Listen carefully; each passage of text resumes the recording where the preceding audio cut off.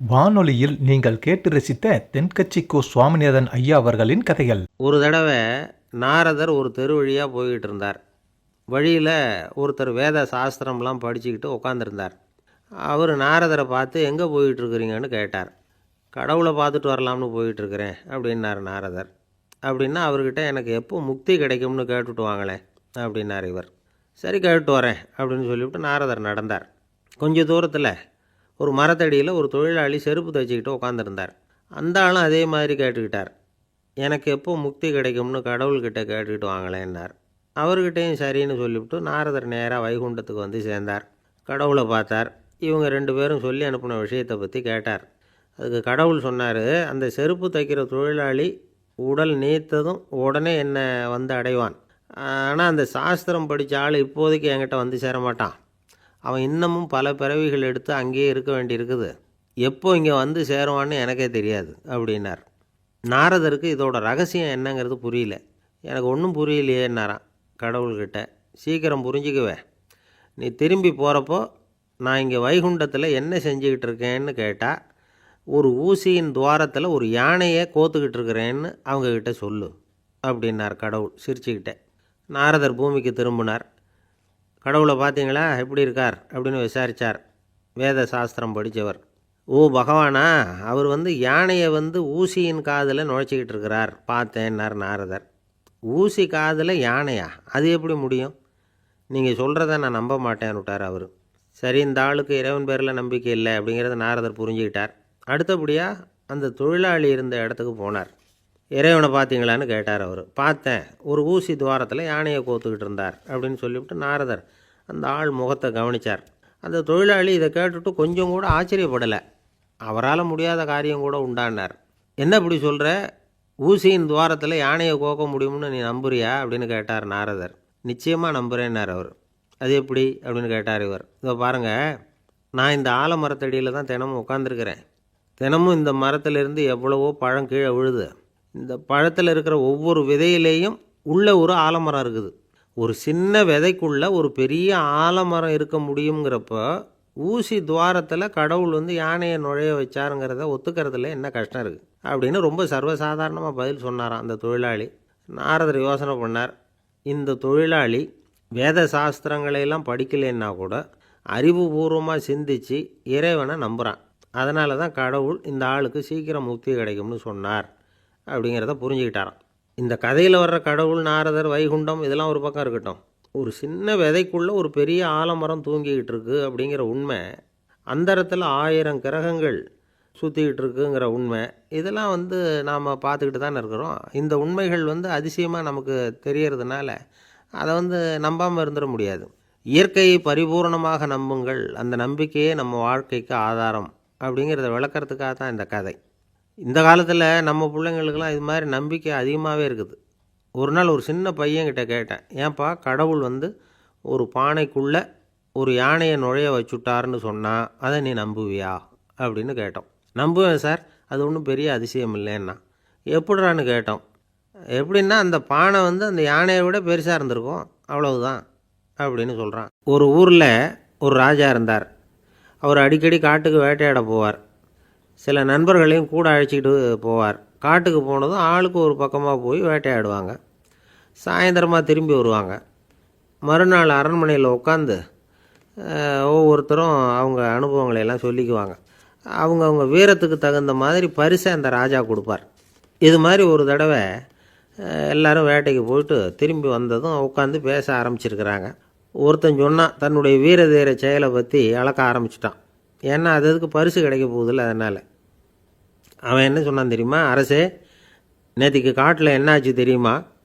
எனக்கு நேராக ஒரு சிங்கம் வாயை திறந்துக்கிட்டு வந்துட்டுது. நான் பயப்படவே இல்லை. உடனே ஒரு கல்லை எடுத்து குறி பார்த்து வீசினேன். சிங்கத்து வாய்க்குள்ளே போய் அந்த கல் மாட்டிக்கிட்டுது. அவ்வளவுதான். அந்த சிங்கம் என்னை பார்த்துட்டு பயந்துட்டு ஒரே ஓட்டமாக திரும்பி ஓடி போயிட்டுது அப்படின்னா. ஆஹா பலே அப்படின்னு எல்லோரும் கை தட்டினாங்க. ரெண்டாவது ஆள் ஒருத்தன் எழுந்திரிச்சான். அவன் சொல்ல ஆரம்பித்தான், அரசே, நான் போன வழியில் 2 பெரிய மலைப்பாம்பு கிடந்தது. என்னை முழுங்கிறதுக்கு வந்தது. நான் என்ன பண்ணேன் தெரியுமா? அந்த 2 பாம்போட வாலையும் ஒன்றா சேர்த்து முடிச்சு போட்டுட்டேன். அவ்வளவுதான். அது அங்கே இழுக்க இது இங்கே இழுக்க முடிச்சு நல்லா இறுகி போட்டுது அப்படின்ட்டுருக்கான். ஆஹா அற்புதம்னு சொல்லி எல்லாரும் கை தட்டினாங்களாம். அடுத்தபடியாக 3வது ஆள் ஒருத்தன் வந்தான். அவன் சொல்ல ஆரம்பித்தான், மன்னா நான் போன பாதையில் குறுக்க ஒரு ஆறு, அதில் இறங்கி குளித்தேன். யாரோ காலை பிடிச்சி இழுக்கிறது மாதிரி இருந்தது. திரும்பி பார்த்தா ஒரு பெரிய முதலை. நான் உடனே அப்படியே ஒரு துள்ளல் துள்ளி அது முதுகில் போய் உக்காந்துக்கிட்டேன். அதை அப்படியே கரைக்கு நீந்த வச்சேன். கரைக்கு வந்து சேர்ந்ததும் அப்படியே ஒரே துள்ளி குதித்து கரைக்கு வந்துட்டேன் அப்படின்ட்டுருக்கான். அவன் தன்னுடைய வீரத்தை அப்படி சொல்லியிருக்கான். அடடா எப்பேற்பட்ட வீரம் அப்படின்னு எல்லாரும் கை தட்டினாங்களாம். 4வது ஆள் எழுந்திரிச்சான். மன்னா நான் போன இடத்துல ஒரு கரடி வந்து என்னை துரத்த ஆரம்பிச்சுட்டுது. நான் ஒரு மலை உச்சிக்கு வந்துட்டேன். அதுக்கப்புறம் ஒரு அடி எடுத்து வச்சாலும் அதில் பாதாளத்தில் விழ வேண்டியது தான். அந்த நேரம் பார்த்து ஒரு பெரிய ராட்சச கழுகு அந்த பக்கமாக பறந்து வந்தது. நான் உடனே அப்படியே உயர எழும்பி அந்த கழுகோட காலை பிடிச்சிக்கிட்டேன். அப்படியே தொங்கிக்கிட்டே வந்தேன். ஒரு நல்ல இடம் வந்ததும் தொப்புன்னு கீழே குதித்து நடந்து வந்துட்டேன்னா. இதுக்கும் எல்லோரும் கை தட்டுறாங்க. கடைசியாக ஒரு ஆள் எழுந்திரிச்சான். அரசே நான் வந்து போன வழியில் ஒரு பெரிய யானை குறுக்க வந்தது. பயங்கரமாக சத்தம் போட்டுக்கிட்டே வந்தது. நான் பயந்து ஓடலை. உடனே என்ன பண்ணேன் தெரியுமா? அந்த யானையோட வாலை பிடிச்சி தூக்கினேன். தலைக்கு மேலே தூக்கி கரன்னு சுற்றினேன். வேகமாக சுற்றி வீசி எறிஞ்சேன். அவ்வளவுதான். அதே ஸ்பீடில் அந்த யானை மேலே போக ஆரம்பிச்சுட்டுது. இன்னும் கூட அது போய்கிட்டே தான் இருக்குது, கீழே விழவே இல்லைன்னா. இதை கேட்டதும் ராஜாவுக்கு கோபம் வந்துட்டுது. என்னை என்ன முட்டாள்னு நினச்சிக்கிட்டு பேசுகிறியா? யானையை வந்து நீ வாலை பிடிச்சி தூக்குன, அதை நான் நம்பணுமா அப்படின்னார். உடனே இவன் பணிவாக பதில் சொன்னான். அரசே, ஒரு சிங்கத்து வாயில் கல் மாட்டிக்கிட்டதை நம்புறீங்க, மலைப்பாம்பு வாலை பிடிச்சி முடிச்சு போட்டதை நம்புறீங்க, முதல்ல முதுகில் சவாரி பண்ணதையும் நம்புறீங்க, கழுகு காலை பிடிச்சிக்கிட்டு பறக்கிறதையும் நம்புறீங்க. அப்படி நம்புறப்போ நான் சொன்னதை மட்டும் நம்பக்கூடாதா அப்படின்னு கேட்டானான். பொய் சொன்னவங்கெல்லாம் தலையை தொங்க போட்டுக்கிட்டாங்களாம். ராஜா அவங்கள பார்த்து சொன்னாராம், நீங்கள் எல்லாரும் என்னை முட்டாளாக்கியிருக்கிறீங்க. கடைசியாக பேசின இவன் தான் எனக்கு உண்மை எது பொய் எதுங்கிறத புரிய வச்சிருக்கிறான். இவன் தான் உண்மையான தைரியசாலி அப்படின்னு சொல்லி அவனுக்கே பரிசெல்லாம் கொடுத்து பாராட்டினாராம். இப்படி ஒரு கதை. உண்மையை நிலைநாட்டுகிறவன் தான் உண்மையான வீரன் அப்படிங்கிறத இதிலிருந்து நாம் புரிஞ்சுக்கணும். இந்த காலத்துல எல்லாம் பொய் சொன்னால் தான் பிழைக்க முடியுங்கிறது ஒரு சில பேரோட நம்பிக்கை. ஒரு அப்பாவுக்கு தன் மகனுக்கு பொய் சொல்ல தெரியலையேங்கிற கவலை. பொய் சொன்னால் தான் இந்த உலகத்தில் பிழைக்கலாம், ஆனால் இவனுக்கு அது தெரியலையே, அதனால் இவனை அழைச்சிட்டு போய் நடுக்கடலில் விட்டுட்டு வந்துடுவோம் அப்படின்னு அழைச்சிட்டு புறப்பட்டான். கடற்கரைக்கு போனான். மகனுக்கு சந்தேகம், எங்கேப்பா என்னை அழைச்சிட்டு போகிறேன்னு கேட்டிருக்கான். கடலில் மீன் பிடிக்க கற்றுக் கொடுக்க போகிறேன் உனக்கு அப்படின்னானா. நான் ஏற்கனவே மீன் பிடிச்சிட்டேனேன்னானா இவன் மகன். எங்கே அதுன்னு கேட்டிருக்கான் அப்பங்காரன். சுட்டு சாப்பிட்டுட்டேன்ருக்கான் புள்ள. அப்பங்காரன் பார்த்தான், சரி நம்ம புள்ள பொழைச்சிக்கும் அப்படின்னு சொல்லி திருப்பி அழைச்சிட்டு வந்துட்டானா. நம்மளில் சில பேர் ரொம்ப தைரியமாக இருப்பாங்க.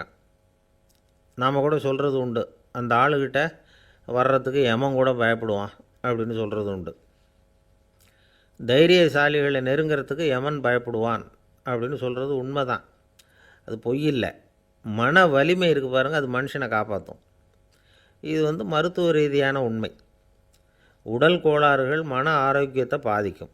மன எழுச்சி, மன போராட்டம் இதெல்லாம் வந்து உடல் இயக்கத்தில் மாறுதலை உண்டாக்குது.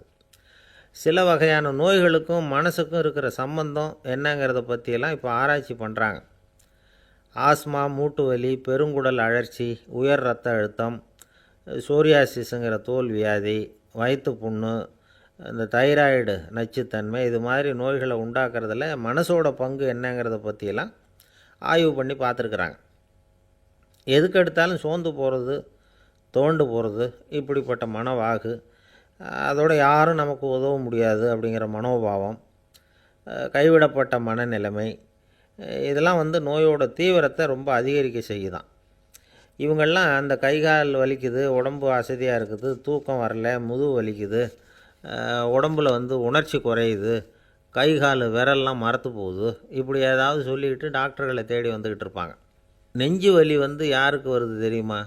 பதற்றம், போட்டி மனப்பான்மை, அளவுக்கு அதிகமான வேகம், துடிப்பு, பேராசை, எதுலேயும் கட்டுப்பாடு, நேரம் தவறாமை, அப்புறம் இதெல்லாம் வந்து உள்ள மனவாக உள்ளவங்க இருக்கிறாங்கல்ல, அவங்க பெரும்பாலும் நெஞ்சு வலிக்கு ஆளாயிடுறாங்களாம். ஃப்ரீட்மேன் அப்படிங்கிறவர் நிறைய ஆராய்ச்சியெல்லாம் பண்ணி பார்த்துட்டு இதை உறுதிப்படுத்தியிருக்கிறார். அவர் பண்ணின ஆராய்ச்சியில் என்னெல்லாம் தெரிய வந்தது தெரியுமா? பொறுப்பு அதிகம் உள்ளவங்களுக்கு கண்டிப்பாக ரத்த அழுத்தம் வரும், அதிகமாக இருக்குமா. அதே மாதிரி கண்டிப்பாக இருக்கிறாங்கல்ல, அவங்களுக்கும் ரத்த அழுத்தம் அதிகரிக்குமா. ரத்த அழுத்தம் தனக்கு அதிகமாக இருக்குங்கிறத தெரிஞ்சுக்கிட்டவங்க தலைவலி, மயக்கம், இந்த தலை சுத்தல், அசதி, இது மாதிரியான உணர்வுகளை அவங்களுக்கு வந்துடும், அது மாதிரி உணர்வு. ஆனால் உண்மை என்ன தெரியுமா, இதெல்லாம் ரத்த அழுத்தத்தினால இல்லை. ரத்த அழுத்தம் கட்டுப்பாட்டுக்குள்ளே இருந்தால் கூட இவங்க இப்படி நினைக்கிறாங்களாம். இதுக்கு காரணம் மனசு தான் அப்படிங்கிறார் அவர். சில பேர் எப்படி தெரியுமா, ஒருத்தர் மாரடைப்பால் இறந்து போனார் அப்படின்னு கேள்விப்பட்டால் போதும், இறந்து போகிறதுக்கு காரணம் இதயம்தான் அப்படிங்கிற பீதியால், இதய தளர்ச்சி அப்படிங்கிற மனநோயால் பாதிக்கப்படுறார். இவங்கெல்லாம் அடிக்கடி தங்களுடைய இதய பகுதியை தொட்டு பார்த்துக்குவாங்க, நாடியை பிடிச்சி பார்த்துக்குவாங்க. அடிக்கடி மூச்சை உள்ளுக்கு இழுத்து வெளியில் விட்டு வலி வருதா அப்படின்னு பார்த்துக்கிட்டு இருப்பாங்க. வேறு எங்கேயாவது வலிச்சா கூட நெஞ்சை வலிக்குதா அப்படின்னு பார்ப்பாங்க. நெஞ்சு வலிக்குதுன்னு கூட சில பேர் சொல்ல ஆரம்பிச்சிருவாங்க. ஆஸ்மாவுக்கும் மனசுக்கும் சம்பந்தம் உண்டு. தீர்வு காண முடியாத மன போராட்டங்கள் எல்லாத்துக்கும் அடுத்தவங்களையே சார்ந்து இருக்கிற மனநிலை, இதெல்லாம் ஆஸ்மாவினுடைய தீவிரத்தை அதிகப்படுத்திடும். பயம், இது எப்படின்னா என்ன நடக்குமோங்கிற பதட்ட நிலை, அப்புறம் இந்த பயம், இதெல்லாம் சுவாசித்தலை அதிகரிக்க செய்யுது இல்லையா. இதனால் இரத்தத்தின் காரத்தன்மை அதிகமாகி நோயின் தீவிரமும் அதிகமாகுது. மன போராட்டம், மனக்கவலை, மன இறுக்கம், இதெல்லாம் தோல் வியாதியை தூண்டி விடுதான். இது மாதிரி இன்னும் எவ்வளவோ இருக்குது. அதனால் இன்றைக்கி நமக்கு தேவை என்னென்னா மன வலிமை, மலர்ந்த முகம். இது ரெண்டும் இருந்துட்டுதுன்னா பலவிதமான நோய்கள் நம்மக்கிட்ட நெருங்கி வராது. டாக்டர், என்ன நெருங்காமல் இருக்கிறதுக்கு நான் ஒரு காரியம் பண்ணுறேன் அப்படின்னார் ஒருத்தர். அவர் என்ன அர்த்தத்தில் சொன்னார்னா, டாக்டர் அவரை நெருங்காமல் இருக்கிறதுக்கு அவர் ஒரு காரியம் பண்ணுறாராம். நண்பர்கிட்ட சொன்னார். நண்பர் கேட்டார், அது என்ன காரியம் பண்ணுற அப்படின்னு கேட்டார். தினம் ஒரு ஆப்பிள் பழம் சாப்பிட்றேன்னார் அவர். ஏன்னா ஆங்கிலத்தில் ஒரு பழமொழி சொல்லுவாங்கள்ல, an apple a day keeps doctor away அப்படிம்பாங்க. ஒரு ஆப்பிள் பழம் சாப்பிட்டா டாக்டர் விலகியே இருப்பார், டாக்டர்கிட்ட போக வேண்டிய அவசியம் இருக்காது அப்படிங்கிறதுக்காக அந்த பழமொழி சொல்கிறது. என்ன, நான் யாருமே நெருங்காமல் இருக்கிறதுக்கு நான் ஒரு காரியம் பண்ணுறேன்னார் இன்னொருத்தர். டாக்டர் நெருங்காமல் இருக்கிறதுக்கு ஆப்பிள் பழம் சாப்பிட்றேன்னார் அவர். என்னை யாருமே நெருங்காமல் இருக்கிறதுக்கு நான் ஒரு காரியம் பண்ணுறேன்னார் இன்னொருத்தர். அது என்னன்னு கேட்டோம். தினம் ஒரு பூண்டு சாப்பிட்றேன்னார். ஏ கார்லிக் எ டே கீப்ஸ் எவ்ரிபடி அவே அப்படின்னு அதுக்கு ஒரு புது விளக்கமும் கொடுத்தார். ஒரே ஒரு ஊரில் ஒரு ராஜா இருந்தார். அவர் பேரில் மக்களுக்கு ரொம்ப மரியாதை. அவ்வளவு நல்லா ஆட்சி புரிஞ்சிக்கிட்டு வந்தார். அவருக்கு வயசாகிட்டுது. அதனால் ஒரு நாள் அமைச்சரை கூப்பிட்டார். இதை பாருங்கள், எனக்கு வயசாகிட்டுது, அதனால் இந்த அரச பொறுப்பையெல்லாம் நீங்கள் ஏற்றுக்குங்க அப்படின்னார். அதுக்கப்புறம் ராணியை கூப்பிட்டார். வா, நாம் இனிமேல் இங்கே இருக்க வேணாம், காட்டுக்கு போய் தவம் பண்ணலாம் அப்படின்னு கூப்பிட்டார். இந்த செய்தி மக்களுக்கு அறிவிக்கப்பட்டது. மக்கள் உடனே கூட்டம் கூட்டமாக அரண்மனைக்கு வர ஆரம்பிச்சிட்டாங்க. மன்னரை போய் பார்க்குறாங்க. அரசே, தாங்கள் எங்களுக்கு தந்தை மாதிரி, நீங்கள் காட்டுக்கு போயிட்டால் நாங்கள்லாம் இங்கே எப்படி இருக்க முடியும்? எங்களுக்கெல்லாம் எந்த துன்பமும் இல்லாமல் பார்த்துக்கிட்டு வர்றீங்க. இது மாதிரியான ஒரு அரசாட்சி இல்லைன்னா மக்கள் வாழ்ந்து என்ன பயன் அப்படின்னாங்க. இருந்தாலும் என்ன பண்ணுறது, வயசாகிட்ட காரணத்தினால இந்த முடிவுக்கு வர வேண்டியிருக்குது அப்படின்னாராம் ராஜா. அப்படின்னா நீங்கள் காட்டுக்கு போக வேணாம், நாங்கள் போகிறோம். நாங்கள் அங்கே போய் தவம் பண்ணுறோம், வழிபாடு பண்ணுறோம், கடவுள் வருவார், அவர்கிட்ட வரம் வாங்கிட்டு வந்துடுறோம் அப்படின்னாங்களாம். அப்படி சொல்லிவிட்டு உடனே எல்லோரும் காட்டுக்கு போனாங்க. நாட்டு மக்கள் எல்லாரும் ஒட்டு மொத்தமாக காட்டில் உட்காந்துக்கிட்டு தவம் பண்ணுறதை பார்த்தார் கடவுள். உடனே புறப்பட்டு வந்தார். எல்லோரும் இப்படி உட்காந்துருக்குறீங்களே, என்ன வேணும் உங்களுக்கு அப்படின்னு கேட்டார். உடனே மக்கள் எல்லாரும் ஒரு குரலில் சொன்னாங்க, சுவாமி, எங்கள் மன்னன் ரொம்ப நாளைக்கு நல்லபடியாக இருக்கணும். அவர் மகிழ்ச்சியாகவும் உடல் நலத்தோடும் இருந்தால் தான் நாங்கள் அமைதியாக வாழ முடியும் அப்படின்னாங்க. சரி, அதுக்கு என்ன செய்யணும் அப்படின்னார் ஆண்டவன். எங்கள் மன்னருக்கு இன்னும் ஒரு 100 வருஷம் ஆயுளை கொடுங்க அப்படின்னாங்க. அவ்வளவு தானே, சரி அப்படியே ஆகட்டும் அப்படின்னு சொல்லிவிட்டு ஆண்டவன் போயிட்டார். மக்கள் மகிழ்ச்சியோடு திரும்பி வந்தாங்க. மன்னா, கடவுள் வரம் கொடுத்துட்டார், நீங்கள் 100 வருஷம் வாழ போகிறீங்க அப்படின்னாங்க. இதை கேட்டதும் ராணி ராஜாவை வணங்கி, நான் தவம் செய்ய போகிறேன் அப்படின்னு புறப்பட்டாங்க. உடனே மக்கள் என்ன நினச்சாங்க தெரியுமா, ஐயோ, நாம் ராஜாவுக்கு மட்டும்தானே நீண்ட ஆயுள் வேணும்னு வரம் வாங்கினோம், ராணிக்கு வாங்கலையே, அதுதான் கோபத்தில் புறப்பட்டாங்க போல இருக்கு அப்படின்னு நினச்சி வருத்தப்பட்டாங்க. ஆனால் ராணி நினச்சது அது இல்லை. ராணி போய் தவம் பண்ணாங்க, கடவுள் காட்சி கொடுத்தார். இவங்க கேட்குறாங்க, சுவாமி ராஜாவுக்கு மட்டும் 100 வருஷம் ஆயுள்னு வரம் கொடுத்துட்டீங்க, அப்படின்னா குடிமக்களும் 100 வருஷம் இருக்கணும். இப்படிப்பட்ட குடிமக்கள் இல்லைன்னா அப்படிப்பட்ட அரசன் இருந்து என்ன பிரயோஜனம் அப்படின்னாங்களாம். ஆண்டவன் பார்த்தார், சரி அவங்களும் 100 வருஷம் வாழ்வாங்க, அது மட்டும் இல்லை நீயும் 100 ஆண்டு காலம் வாழ வரமளிக்கிறேன் அப்படின்னு சொல்லிவிட்டு மறைஞ்சிட்டார். இதில் ஆண்டவன் வர்றதும் மறையிறதும் முக்கியமில்லை. இதில் கவனிக்க வேண்டியது ஆள்கிறவனின் விசால மனம், குடிமக்களின் விசால மனம், ஆள்கிறவன் மனைவியினுடைய விசால மனம். இப்படி ஒரு நாடு இருந்துட்டுதுன்னா எப்படி இருக்கும் வாழ்க்கை நினச்சி பாருங்கள். அதனால தான் பெரியவங்கள்லாம் சொல்கிறாங்க, இதய வாசல் திறந்தே இருக்கணும், இதயத்தின் கதவுகளை மூடாதீங்க அப்படின்னு சொல்லுவாங்க. என்கிட்ட ஒருத்தர் சொன்னார், என்னுடைய இதய வாசல் எப்பவும் திறந்தே தான் இருக்குதுன்னார். எதனால் அப்படி சொல்கிறீங்க அப்படின்னு கேட்டோம். டாக்டரே சொல்லிவிட்டார், என்னுடைய இதயத்தில் ஒரு ஓட்டை இருக்குது அப்படின்னு, வால்வு சரியில்லையா அப்படிங்கிறார். காசி மாநகரத்தை பிரம்மதத்தன் அப்படிங்கிற ராஜா ஆட்சி பண்ணிட்டு வந்தார். அவர் ஒவ்வொரு வருஷமும் ஒரு திருவிழா நடத்துறது வழக்கம். எல்லா தேசத்திலிருந்தும் எல்லா வகையான ஜனங்களும் அதில் வந்து கலந்துக்குவாங்க. ஒரு சமயம் அது மாதிரி விழா நடந்துக்கிட்டு இருந்தது. வைகுண்டத்திலேருந்து தேவலோகத்திலேருந்து நிறைய தேவகுமாரர்கள்லாம் காசி நகருக்கு அப்போது வந்திருந்தாங்க. அதில் முக்கியமாக ஒரு 4 தேவகுமாரர்கள், அந்த 4 பேரையும் சுற்றி ஏகப்பட்ட கூட்டம். அப்படி என்ன விசேஷம் அவங்கக்கிட்ட அப்படின்னா, மற்றவங்கள விட அவங்க முகம் அழகாக இருந்ததா அப்படி பார்த்தா அப்படியும் இல்லை. அவங்க அணிஞ்சிருந்த மலர் மாலைகள் தான் அதுக்கு காரணமாக. அந்த மலர்கள்லேருந்து அப்படி ஒரு அபூர்வமான நறுமணம். இதுக்கு முன்னாடி இப்படி ஒரு நறுமணத்தை அந்த ஊர் ஜனங்க அனுபவிச்சதே இல்லை. அதுதான் அந்த 4 பேரையும் சுற்றி கூட்டம். எல்லாரும் கேள்வி கேட்க ஆரம்பித்தாங்க. உடனே அந்த 4 தேவகுமாரர்களும் எல்லாருக்கும் தெரியும்படியாக வானத்தில் எழும்பி கொஞ்சம் உயரமாக நின்றுக்கிட்டாங்க. கீழே நின்றுக்கிட்டு இருந்த அரசன்லேருந்து ஆண்டி வரைக்கும் ஒருத்தர் பாக்கி இல்லாமல் ஒரே குரலில் எல்லாரும் அவங்கள பார்த்து, எங்களுக்கும் இது மாதிரி மாலையை போட்டுக்கணும்னு ஆசையாக இருக்குது, அதுக்கு நீங்கள் தான் அருள் பண்ணணும் அப்படின்னு கேட்டுக்கிட்டாங்க. மாலை போட்டுக்கிறதுனா எல்லாருக்கும் ஆசையாக தானே இருக்கும். அந்த 4 தேவகுமாரர்களில் ஒருத்தர் புத்தர் பிரான். அவர் சொன்னார், பூலோகவாசிகளே, நான் சொல்கிறத கொஞ்சம் பொறுமையாக கேளுங்க. கக்காரு அப்படிங்கிற கற்பக விருட்சத்தின் மலர்களால் தொடுக்கப்பட்டது இந்த மாலை. இதுக்கு நிறைய சக்தி உண்டு, எந்த காலமும் இது வாடாது, வாசனையும் குறையாது. ஆனால் இதை அணிந்து கொள்கிறதுக்கு சில தகுதிகள் தேவை அப்படின்னார். என்ன தகுதி அது சொல்லுங்களேன் அப்படின்னு ஏக காலத்தில் எல்லாரும் சத்தம் போட்டாங்க. தீய இயல்புகள் உள்ளவங்க, இழிந்த சிந்தனை, இழிந்த செயல் உள்ளவங்க இந்த மாலையை அணிய முடியாது அப்படின்னார். அவ்வளோதான். கூட்டத்தில் சத்தம் போட்டவங்கள்லாம் மெதுவாக அப்படி அடங்க ஆரம்பிச்சிட்டாங்க. இன்னொரு தேவகுமாரன் சொன்னார், அடுத்தவங்க பொருளை அபகரிக்காதவன், அடுத்தவங்களுக்கு கெடுதல் பண்ணக்கூடிய பொய் பேசாதவன், பேராசையினால் கெட்ட வழியில் பொருள் ஈட்ட நினைக்காதவன் இந்த மாலையை போட்டுக்கலாம் அப்படின்னார். கூட்டத்திலிருந்து யாரும் முன்னுக்கு வரல.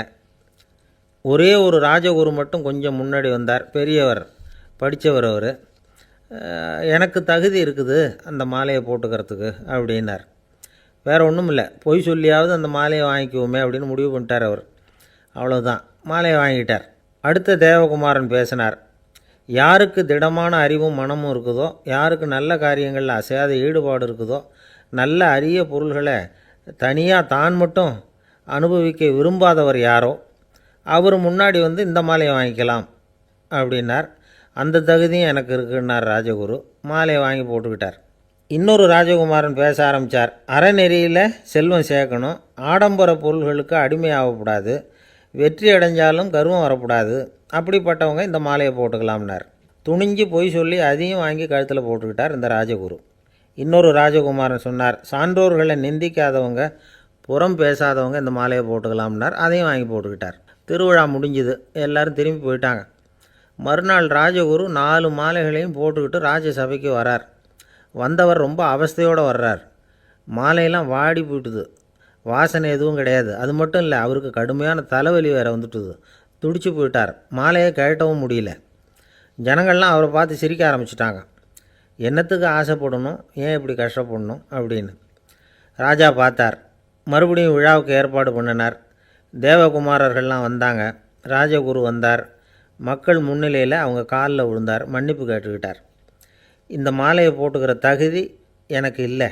தகுதி இல்லாத ஒருத்தன் தகாத தகுதியை பொய் மூலம் பெறணும்னு ஆசைப்படுறாங்களே, அவங்களுக்கெல்லாம் என்னுடைய தண்டனை ஒரு எச்சரிக்கையாக இருக்கட்டும்னார்.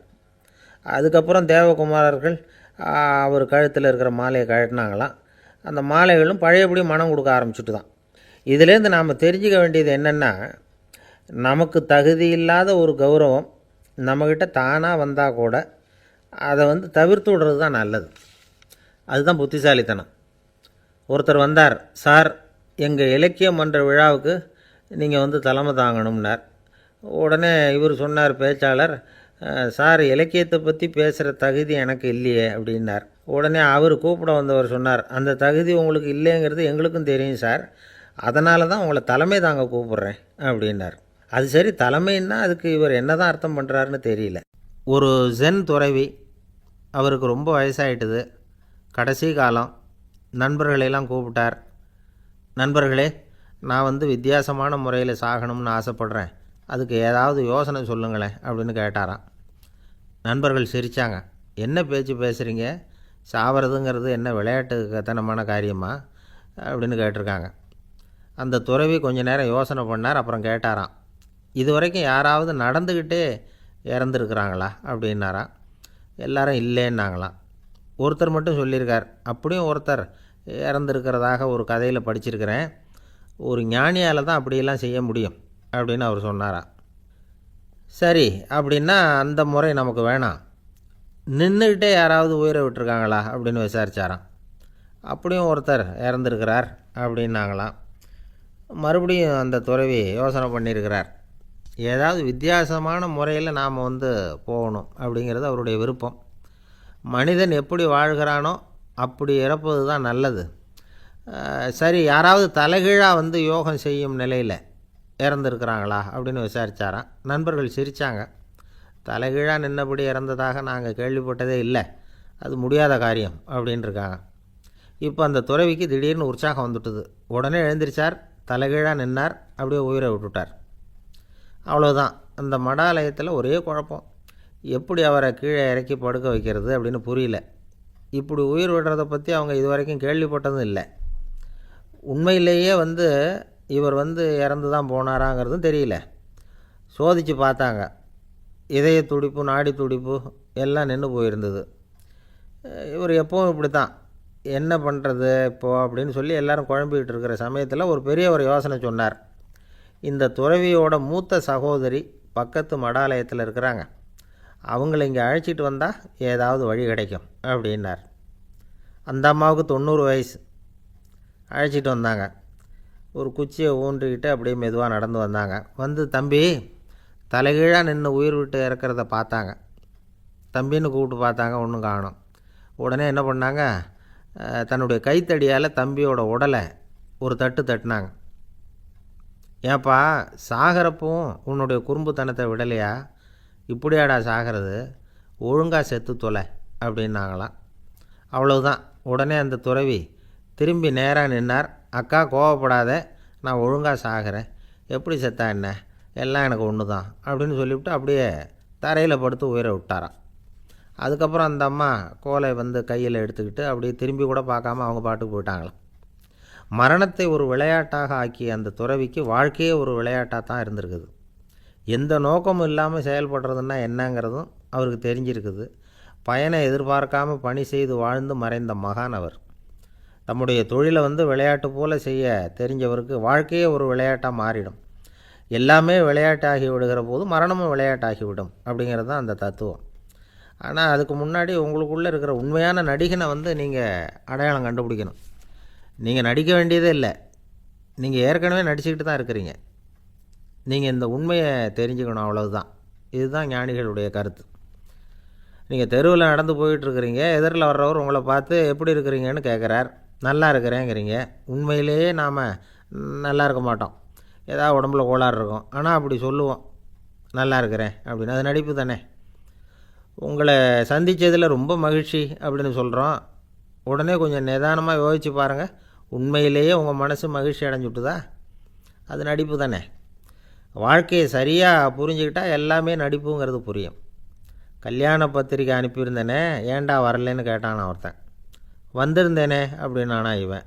டேய், ஏன்டா போய் சொல்கிற, நான் பத்திரிக்கையே உனக்கு அனுப்பலையே அப்படின்ட்டுருக்கான் அவன். அதுக்கு இவன் சொன்னானா, பத்திரிக்கை அனுப்புனேன்னு நீ போய் சொல்கிறப்போ கல்யாணத்துக்கு வந்தேன்னு நான் போய் சொல்லக்கூடாதா அப்படின்னானா. பொங்கல் திருநாள். பொங்கல் திருநாள்னால் இது ஏதோ அறுவடை திருநாள் அப்படின்னு சொல்லுவோம். அதாவது வருஷம் பூரா நாம் பாடுபட்டு அதனுடைய பலனை அனுபவிக்கிற நாள் அப்படிங்கிறது நாம் சொல்லிகிட்டு இருக்கிறது. இது முக்கியமாக இது ஒரு நன்றி அறிவிப்பு நாள் அப்படின்னு சொல்லுவாங்க. இன்றைக்கி நிறைய நன்றி அறிவிப்பு கூட்டம்லாம் நடந்துக்கிட்டு இருக்குல்ல, அது மாதிரி விவசாயிகள் நடத்துகிற ஒரு நன்றி அறிவிப்பு விழா இது. யாருக்கு நன்றி சொல்கிறாங்கன்னா ஆதவனுக்கு. அதாவது சூரியன் இல்லைன்னா விவசாயம் இல்லை. அதனால் ஆதவனுக்கு நன்றி செலுத்துகிற நாளாக இந்த பொங்கல் திருநாளை நாம் கொண்டாடுறோம். அதாவது இந்த பொங்கலில் விவசாயிகள்கிட்டேருந்து நிறைய பண்புகளை நாம் தெரிஞ்சுக்க வேண்டிய நாள் இது. விவசாயிகள் அவங்க விவசாயம் முன்னேறி இருக்கிற அளவுக்கு விவசாயிகளுடைய வாழ்க்கை தரம் முன்னேறலை. அந்த அளவுக்கு அவர்கள் நாட்டுக்காக உழைச்சிக்கிட்டு இருக்கிறாங்க. அந்த காலத்திலே அதை பற்றி ஒரு கதை சொல்கிறது உண்டு. ஒரு வயசான ஆள் நிலத்தில் ஏறு உழுதுகிட்டு இருந்தாராம். கிழிஞ்சு போன ஒரு சின்ன துண்டை தான் இடுப்பில் கட்டியிருந்தாராம். தலையில் ஒரு கந்தலை சுற்றி இருந்தார். உடம்பு பூரா சேரு, ரொம்ப ஏழை. ஏறு ஓட்டிகிட்டு இருக்கிறவர் வேறு எப்படி இருப்பார்? இருந்தாலும் அந்த ஆள் ரொம்ப ஜாலியாக பாட்டு பாடிக்கிட்டே ஏறு உழுதுகிட்டு இருந்தாராம். உடம்புல தான் அவர் ஏழையை தவிர மனசில் ஒரு ஏழையாக தெரியல.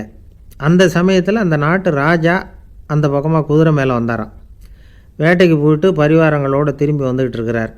ரொம்ப செல்வ செழிப்பில் இருக்கிற ராஜா அவர் இந்த வயசான விவசாயியை பார்த்துருக்கார். இந்த ஆள் ரொம்பவும் ஏழைங்கிறது அவரை பார்த்தாவே பளிச்சுன்னு தெரியுது. கட்டிக்கிறதுக்கு நல்ல துணி இல்லை, உடம்போ இழைச்சி போயிருக்குது, வயிறு முதுகில் போய் ஒட்டிகிட்டு இருக்கு, கண்ணு குழி விழுந்து போயிருக்குது. ஆனாலும் முகத்தை பார்த்தா சந்தோஷமாக இருக்கிற மாதிரி இருக்குது. இவ்வளோ உற்சாகமாக பாடிக்கிட்டு இருக்கிறாரே அப்படின்னு ஆச்சரியமாக நினச்சி பார்த்தார் அந்த ராஜா. சரி, அவர்கிட்ட கொஞ்சம் பேச்சு கொடுத்து பார்க்கலாம் அப்படின்னு முடிவு பண்ணார்.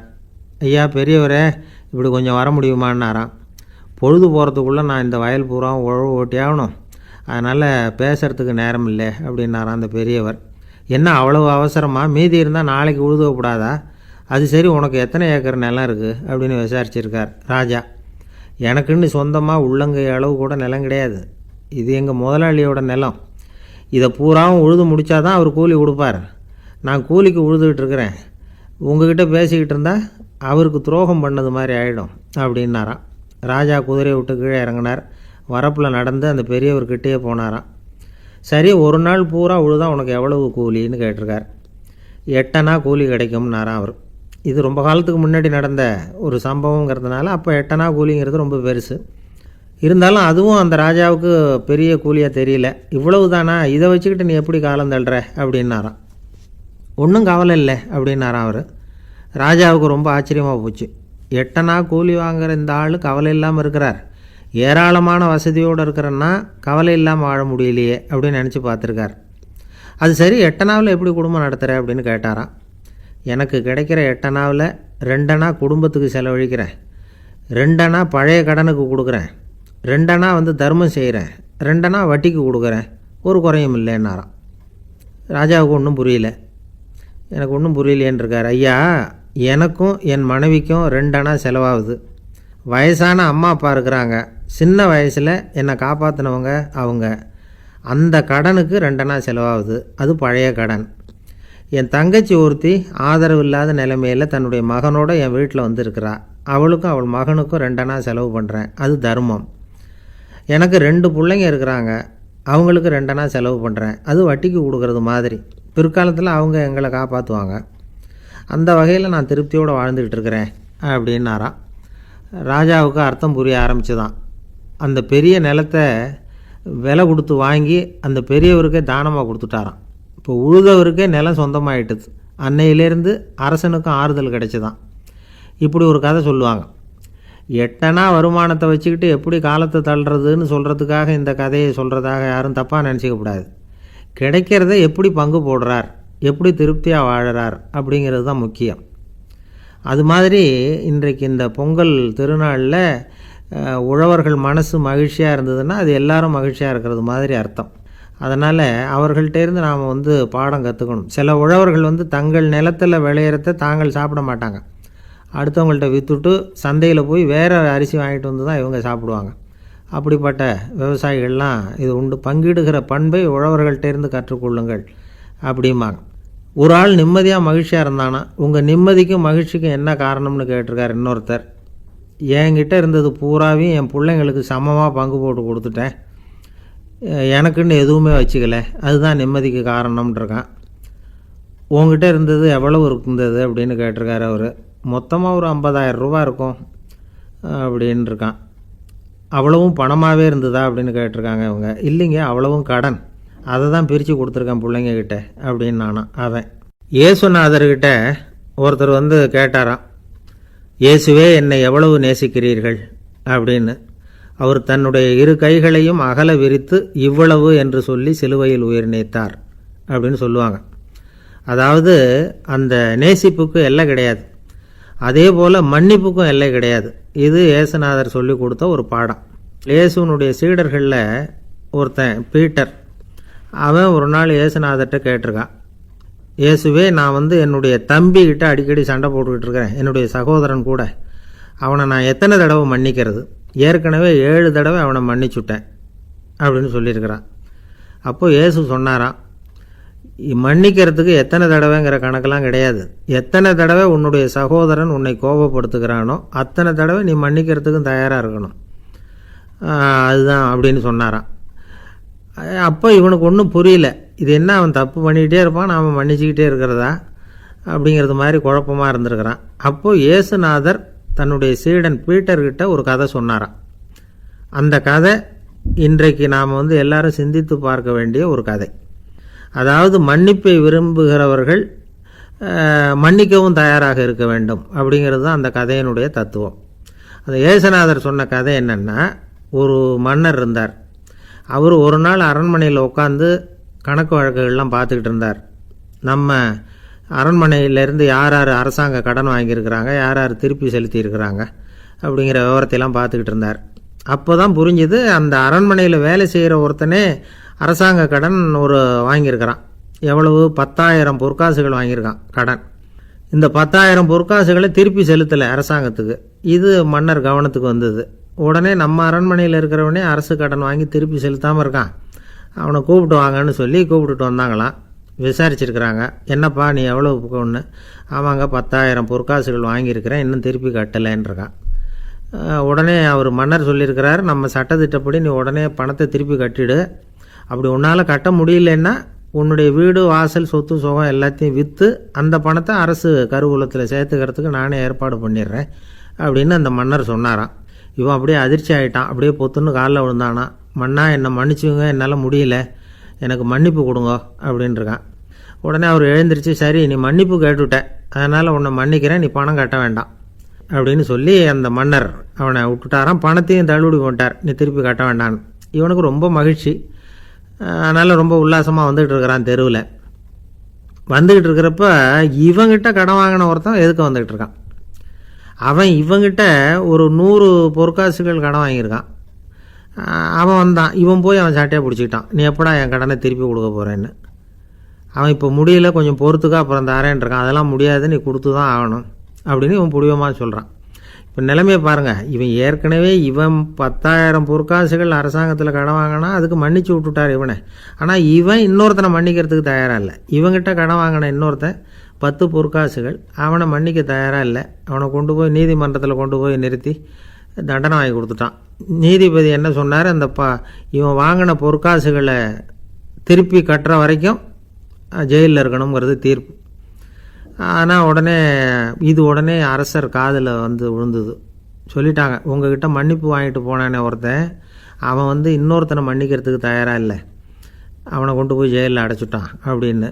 உடனே மன்னர் பார்த்தார், இவனை மறுபடியும் கூப்பிட்டு வர சொன்னார். தபாரப்பா, நான் உன்னை மன்னிச்சு விட்டேன், ஆனால் நீ இன்னொருத்தனை மன்னிக்கிறதுக்கு தயாராக இல்லை, அதனால் என்னுடைய தீர்ப்பையும் மாற்றுறேன், நீயும் அரசு கடன் தீர்ற வரைக்கும் ஜெயிலில் தான் இருக்கணும் அப்படின்னு சொல்லி ஜெயிலுக்கு அனுப்பிச்சிட்டாராம். இப்படி ஒரு கதையை இயேசுநாதர் தன்னுடைய சீடருக்கு சொன்னதாக ஒரு வரலாறு. அது என்ன அதிலேருந்து நாம் புரிந்து கொள்ள வேண்டியதுன்னா, நாம் மன்னிக்கப்படணும்னு நாம் விரும்புகிறோம்னா நாம் இன்னொருத்தரை மன்னிக்கிறதுக்கு தயாராக இருக்கணும். அதனால் நாம் இன்னொருத்தரை யாரையும் மன்னிக்க மாட்டோம், ஆனால் என்ன இன்னொருத்தர் மன்னிக்கணும் அப்படிங்கிறது மாதிரி செய்யக்கூடாதுன்னு சொல்லுவாங்க. அது மாதிரி நாம் இப்போ இது தப்பாக புரிஞ்சுக்கிறவங்களும் இருக்கிறாங்க. பாவம் மன்னிப்புங்கிறதுலாம் எதுக்குன்னா, அதாவது மறுபடியும் பாவம் செய்யாமல் இருக்கிறதுக்காக தான். அதான் மன்னிக்கிறாரே அப்படிங்கிறதுக்காக மறுபடியும் பாவம் பண்ணிகிட்டு இருக்கிறது இல்லை. அதான் ஒருத்தர் கேட்டாராம், பாவத்திலேருந்து மன்னிப்பு கிடைக்கணும்னா நீ என்ன செய்யணும் அப்படின்னு கேட்டிருக்கார். அதுக்கு அவன் சொல்லியிருக்கிறான், நான் முதல்ல பாவம் செய்யணும், அப்போ தானே மன்னிப்பு கிடைக்கும் அப்படின்னு நானாம். இப்படிப்பட்டவர்கள் தான் இன்றைக்கி உலகத்தில் அதிகமாக இருக்கிறாங்க. அதனால் இந்த மன்னிப்பின் மகத்துவங்கிறது இயேசுநாதர்கிட்டேருந்து தான் நாம் புரிஞ்சுக்கணும். அந்த இயேசு சொன்ன அந்த மன்னிக்கிற மனோபாவம் இருந்தால் இன்றைக்கி உலகம் பூராவும் அமைதி பூங்காவாக இருக்கும். அதில் ஒன்றும் ஆச்சரியமே இல்லை, அதில் ஒன்றும் சந்தேகமும் இல்லை. அதனால் மன்னிக்கிற மனோபாவத்தை நாம் எல்லாரும் நமக்குள்ளே வளர்த்து கொள்ள வேண்டும் அப்படிங்கிறது தான் நாம் இன்றைக்கு எல்லோரும் சிந்தித்து பார்க்க வேண்டிய ஒரு செய்தி. ஒரு நண்பர் இருக்கார், எப்போ பார்த்தாலும் கையில் ஒரு புத்தகம் இருக்கும். புத்தகம் இல்லாமல் எங்கேயும் புறப்பட மாட்டார். எதுக்காக இப்படி எடுத்துகிட்டு போகிறீங்க அப்படின்னு கேட்டால், எனக்கு இது ஒரு நல்ல நண்பன் மாதிரி, இந்த காலத்தில் எங்கே போனாலும் காத்திருக்க வேண்டியிருக்கு, அது மாதிரி சமயத்தில் நான் நண்பன் கூட பேசிக்கிட்டு இருப்பேன் அப்படிம்பாரான். ஒருத்தர் ஒரு பெரிய அரச பதவியில் இருந்தார். அவர் பதவியிலேருந்து இறங்க வேண்டிய சூழ்நிலை.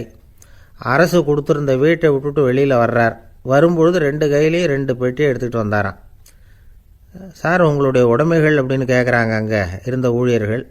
இவர் தன்னுடைய கையில் இருக்கிற பெட்டியை காட்டி, இதுதான் என்னுடைய சொத்து அப்படின்னாராம். ஒரு பெட்டியில் அவருடைய உடைகள், இன்னொரு பெட்டியில் அவர் விரும்பி படிக்கிற புத்தகங்கள், அவ்வளோதான்.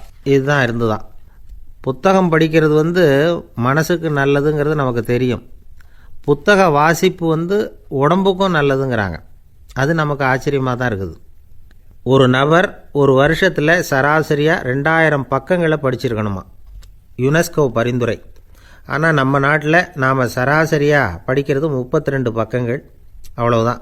இவ்வளவுக்கு நம்ம நாட்டில் 6000த்துக்கும் மேற்பட்ட நாளேடுகள், 2000த்துக்கும் மேற்பட்ட இதழ்கள், மலர்கள், இவ்வளவு இருந்தும் சரியாக வரல. இந்த உலகத்தில் முதல் நூலகம் எங்கே எப்போ ஆரம்பமாச்சு தெரியுமா? கிமு 2500ஆம் ஆண்டில் அது ஆரம்பமாயிருக்குது. பாபிலோனியாவில் அமில் அணு அப்படிங்கிற அரசன் தான் நூலகத்தை உருவாக்கியிருக்கிறான். அப்போல்லாம் தாள் கிடையாது, களிமண் தான். களிமண் பலகைகளில் எழுதி அது தொகுத்து அப்படியே நூலாக்கி அதை நூலகத்தில் வச்சுருப்பாங்களாம். அரசருடைய நூலகத்தில் 1000த்துக்கும் மேற்பட்ட நூல்கள் இருந்ததாக வரலாற்று குறிப்பு இருக்குது.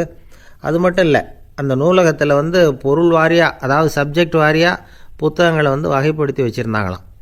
அதில் மிச்சம் இருந்த ஒரு 25 களிமண் பலகை புத்தகங்கள் இன்றைக்கும் பிரிட்டிஷ் அருங்காட்சியகத்தில் இருக்குதான். அச்சு தாள் இதெல்லாம் ஏற்பட்டதுக்கப்புறம் அமைக்கப்பட்டது தான் ஃப்ரான்ஸில் இருக்கக்கூடிய பாரிஸ் நூலகம். 1480 ஃப்ரெஞ்சு மன்னர் 11ஆம் லூயி இந்த நூலகத்தை அமைச்சாராம். ஆனால் அப்போல்லாம் அரசர்கள் மட்டும்தான் நூலகத்தை பயன்படுத்த முடியுமா. அதுக்கப்புறம் 17ஆம் நூற்றாண்டில் இந்த முறை மாறி பொதுமக்கள் அங்கே போகலாம், படிக்கலாம் அப்படிங்கிற நிலைமை வந்துதான். போட்லியன் நூலகம் அப்படின்னு அதுக்கு பேர், பாரிஸ் நகரத்தில் இருக்குது. அங்கே தான் நூல்களின் பட்டியல் தயாரிப்பு பணி ஆரம்பமாச்சு. கல்வி வளர்ச்சியையும் நூலகத்தையும் இணைச்சவர் நெப்போலியன் போனபார்ட். முன்பணம் செலுத்தி புத்தகத்தை படிக்கிற முறையையும் அவர் தான் கொண்டுகிட்டு வந்தாராம். மக்கள்கிட்ட வசூலிக்கிற வரியின் ஒரு பகுதியை நூலகத்துக்கு பயன்படுத்தினவரும் அவர் தானா. நெப்போலியன் நூலகத்தில் உலகத்தில் உள்ள எல்லா மொழி நூல்களும் இருக்குதான். அங்கே ஒரு தமிழ் நூலும் இருந்திருக்குது. அது என்னென்னா கம்பராமாயணம். சோவியத் யூனியனுக்கு படையெடுத்து போனப்போ அங்கேருந்து லட்சக்கணக்கான புத்தகங்களை இந்த பனிச்சறுக்கு வாகனங்கள் இருக்குல்ல, அதில் கொண்டுகிட்டு வந்ததாக வரலாறு. அடுத்தபடியாக குறிப்பிட்டு சொல்லத்தக்க நூலகம் எதுன்னா பிரிட்டிஷ் நூலகம். மிக பழைய கையெழுத்து பிரதியெல்லாம் கூட அங்கே இருக்குது. 1753 ஆரம்பமாச்சு. அதில் உள்ள நூல்களை வரிசையாக அடுக்கினா 180 கிலோமீட்டர் நீளத்துக்கு வருமா. மிகப்பெரிய நூலகம் அமெரிக்க தலைநகர் வாஷிங்டனில் இருக்குதான். இந்தியாவை பொறுத்த வரைக்கும் பெரிய பழைய நூலகம் எதுன்னா கல்கத்தா நூலகம். எல்லா இந்திய மொழி நூல்களும் இங்கே உண்டு. மகாகவி பாரதியார் நடத்தின இந்தியாங்கிற இதழின் எல்லா பிரதிகளும் அங்கே பாதுகாப்பாக இருக்குது. படிக்கும் பழக்கம் இங்கே வளர வேண்டியிருக்குது. ஒருத்தர்கிட்ட ஒரு புஸ்தகத்தை கொடுத்து விமர்சனம் எழுத சொல்லியிருந்தாங்க. கொஞ்ச நாள் கழித்து அவரை போய் பார்த்து, என்னங்க புஸ்தகத்தை படித்து பார்த்தீங்களா அப்படின்னு கேட்டாங்களாம்.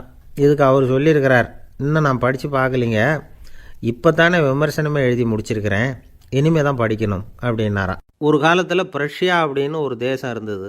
இப்போ ஜெர்மனி இருக்குல்ல, இதோட பெரும்பகுதி ஒரு காலத்தில் பிரஷ்யாங்கிற பேரில் இருந்தது. அப்போ அதுக்கு அரசராக இருந்தவர் மகா ஃப்ரெடரிக், அதாவது ஃப்ரெடரிக் தி கிரேட் அப்படின்னு சொல்லுவாங்க. அந்த ராஜாவுக்கு ஒரு சந்தேகம், நாம் பல வகையான வரிகளை விதித்து வசூல் பண்ணுறோம், அப்படி பண்ணி வருமானம் குறைஞ்சிக்கிட்டே போகுதே, இதுக்கு என்ன காரணமாக இருக்கும்? இதுதான் அவருக்கு ஏற்பட்ட சந்தேகம். ஒரு சமயம் அந்த அரசர் தம்முடைய அமைச்சர்களையும் பிரபுக்களையும் தளபதிகளையும் கூப்பிட்டு ஒரு விருந்து வச்சார். விருந்து முடிஞ்சதும் அவங்கள பார்த்து இந்த சந்தேகத்தை கேட்டார். வரிகள் அதிகமாக விதித்து வருமானம் குறையறதுக்கு என்ன காரணம் அப்படின்னு கேட்டார். பல பேருக்கு இதுக்கு சரியாக பதில் சொல்ல தெரியல. அனுபவசாலியான ஒரு தளபதி எழுந்திருச்சார். அரசே, அது எப்படிங்கிறத இப்போ உங்களுக்கு காட்டுறேன்னார். உடனே ஒரு பெரிய பனிக்கட்டி ஒன்றை தன்னுடைய கையில் எடுத்தார். அதை அப்படியும் எப்படியும் திருப்பி பார்த்தார். அப்புறம் அடுத்தவர்கிட்ட கொடுத்தார். அவரும் அதை அப்படியும் இப்படியும் திருப்பி பார்த்துட்டு அடுத்தபடியாக இருந்தவர்கிட்ட கொடுத்தார். இப்படியே இதை ஒவ்வொருத்தராக பார்த்துட்டு ஒவ்வொரு கையாக மாறி கடைசியில் மன்னர் கைக்கு போய் சேர்ந்தது. மன்னர் கைக்கு அந்த பனிக்கட்டி போய் சேர்ந்தப்போ அது கொஞ்சம் கொஞ்சமாக உருகி ஒரு பட்டாணி கடலை சைஸுக்கு ஆகிட்டுது. மன்னர் யோசனை பண்ணார், வரி அதிகமாக போட்டாலும் வந்து சேர்றது குறைவாக இருக்கிறதுக்கு என்ன காரணம் அப்படிங்கிறது அவருக்கு புரிஞ்சு போச்சு. காலம்தான் மாறிட்டு இருக்கே தவிர இந்த கையூட்டு வாங்குகிற பழக்கம் மாறினதாக தெரியல. இன்னொரு ராஜா இருந்தார். அவர் தன்னுடைய ராஜாங்கத்தில் லஞ்ச ஊழலே சுத்தமாக இருக்கக்கூடாது அப்படின்னு நினச்சார். அவர்கிட்ட பல்வேறு துறைகளுக்கும் பொறுப்பாக இருந்த பல பேரும் ரொம்ப சுத்தமாகவும் நேர்மையாகவும் இருந்தாங்க. ஒரே ஒருத்தர் மட்டும் எல்லார்கிட்டையும் லஞ்சம் வாங்கிட்டே இருந்தார். அவரை வேறு வேறு துறைகளுக்கு மாற்றி பார்த்தாரு. அந்த ராஜா என்னென்னமோ பண்ணி பார்க்குறாரு. எந்த வேலையை கொடுத்தாலும் அதுலேயும் லஞ்சம் வாங்கிறதுக்கு ஒரு வழியை உண்டு பண்ணிக்குவார் அந்த ஆள். ராஜாவுக்கு இது ஒரு பெரிய தலைவலியாக போட்டுது. இவர் என்ன பண்ணுறது, இவருக்கு என்ன வேலையை கொடுக்கறது, கொஞ்சம் கூட லஞ்சம் வாங்கிறதுக்கு சான்ஸே இல்லாத ஒரு வேலையை கொடுக்கணும் அப்படின்னு திட்டம் போட்டார். ஒரு நாள் அவருக்கு அந்த உத்தரவும் போட்டுட்டார். அதாவது அவருக்கு என்ன வேலைன்னா, கடற்கரையில் தான் அவருக்கு ஆஃபீஸ். அங்கேயே இருந்துக்க வேண்டியது. தினமும் எத்தனை கடல் அலை கரையில் வந்து மோதுது அப்படிங்கிறத கணக்கெடுத்து ராஜாவுக்கு தெரிவிக்க வேண்டியது. இதுதான் அவருக்கு வேலை. பேசாமல் அலையை எண்ணிட்டு உட்காந்துருக்கிட்டோம், அப்போவாவது அவர் லஞ்சம் வாங்குகிற சந்தர்ப்பம் இல்லாமல் போயிடும் அவருக்கு அப்படின்னு நினச்சார் ராஜா. இந்த ஆள் கடற்கரைக்கு போய் டியூட்டியில் ஜாயின் பண்ணிக்கிட்டார். ஒரே மாதத்தில் அங்கே சொந்தமாக ஒரு பிரம்மாண்டமான மாளிகை கட்டிவிட்டார். ராஜாவுக்கு இது பெரிய ஆச்சரியமாக போச்சு. அலையை என்ற வேலையில் அந்த ஆள் எப்படி பணம் சம்பாதிச்சார் அப்படின்னு விசாரித்து பார்த்தார் அக்கம் பக்கத்தில். அந்த ஆள் என்ன பண்ணியிருக்கிறாருன்னா, கடற்கரையில் போய் பொறுப்பை ஏற்றுக்கிட்ட உடனே அங்கே இருந்த மீனவர்கள்கிட்ட எல்லாம் இந்த கரையில் வந்து ஒரு நாளில் வந்து மோதுகிற அலைகள் எத்தனை அப்படின்னு கேட்டிருக்காரு. அது எப்படிங்க தெரியும்னு இருக்காங்க அவங்க. தினமும் அந்த எண்ணிக்கை தெரியணும். நம்ம ராஜாவுக்கு தினமும் அறிக்கை அனுப்பணும், டெய்லி ரிப்போர்ட்டு. தவறுனா நீங்கள் இந்த கடலில் போய் மீன் பிடிக்கிறதுக்கு ராஜாவோட அனுமதி கிடைக்காது அப்படின்ட்டுருக்கார். உடனே மீனவர்கள்லாம் பயந்து போயிட்டாங்க. கடலுக்கு போகிறதுக்கு அனுமதி இல்லைன்னா பட்டினி கிடக்கிறது மாதிரி ஆகிடுமே.